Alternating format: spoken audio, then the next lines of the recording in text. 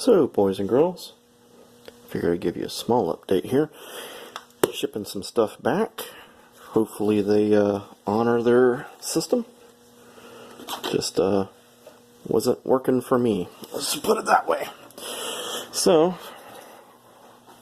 I don't know if I'll put stock gauges back in or what I'm going to do right now. But got rid of some of that stuff.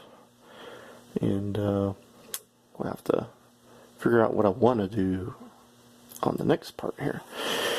But that's for another part. I think I need to get shocks in the front, because I noticed when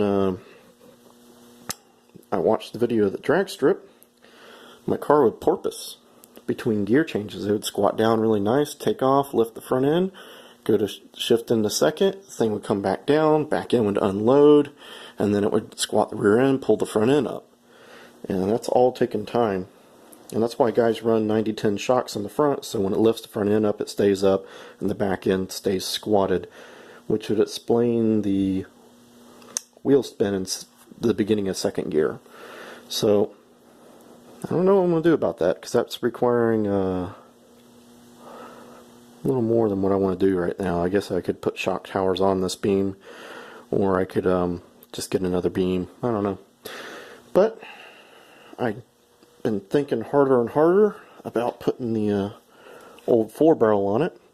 I'm definitely going to take the motor apart, put some forged pistons in it, lower the compression, and copperhead gaskets and new head studs. That's the very minimum.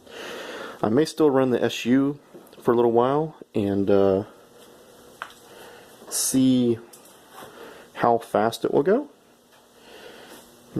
Just, you know, if I can get my 1350, I'd be pretty happy with that. If I can go faster than that, then I'd even be happier with that.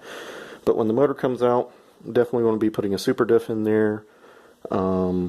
I would like to go through and just basically build it into a Pro Street box, put the hardened keys in it, the solid spacer in between, I think it's third and fourth, and weld the hubs on the synchros, and put a new synchro on first and second gear, because I think its first gear's kind of worn. It's a little hard to shift in there, you know, and just go through it, make sure everything is okay. I'm liking this gearbox. And over there in this pile of stuff is a gearbox for John, because he's going to need it to go 12 volt without having to clearance his car all up.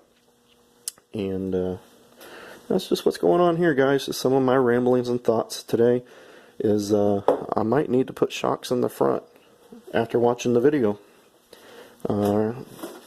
Definitely shocks in the rear too.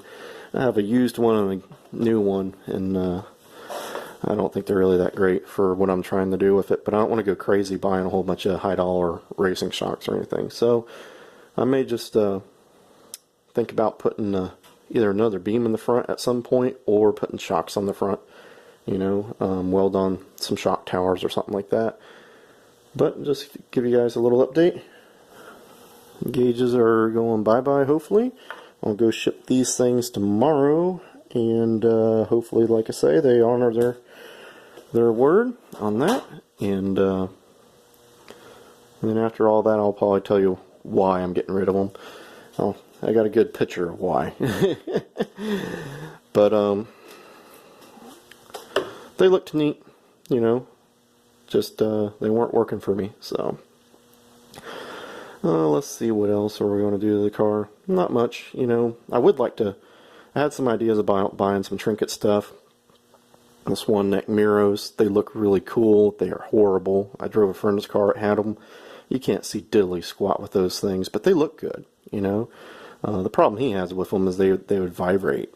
Being so far out there, I don't know if it's just his pair or everybody else's, but they move, and they're really hard to, you know, it's so far up on the fender, you can't reach out and adjust it.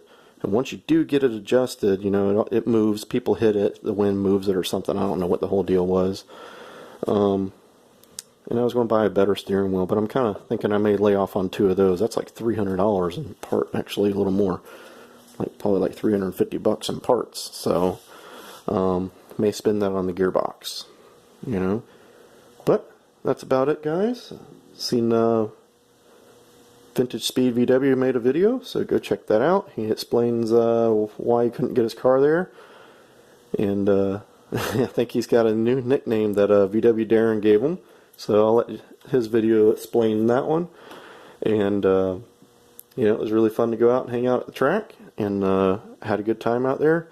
There was a few people I didn't really get to hang out with or anything. They were in staging lanes when I was over with VW Darren and stuff, and then you know, I was in the staging lanes when they were unloading and whatnot. So if you came out and I didn't get to say hi or didn't see me, sorry about that. But I think next time what I'll do is was thinking about that as maybe we can meet up somewhere at the track, and that way everybody kind of knows an area where people are going to be hanging out and stuff. And I didn't think about that before. I just figured everybody would be in the staging lanes. So that'll probably be in the next time we do decide to go. We'll all have a area to meet up at, and it's something that's simple. So, and then I can put it on the videos, and everybody that does come will know exactly where we're all going to kind of be hanging out and being together and stuff. So anyways, boys and girls, that's about it. Trying not to make this video any longer. It's already hitting 6 minutes. So get out there and get your cars going. Help your friends get the cars going. Don't forget to like and subscribe if you like anything on the video. And I'll see you guys later.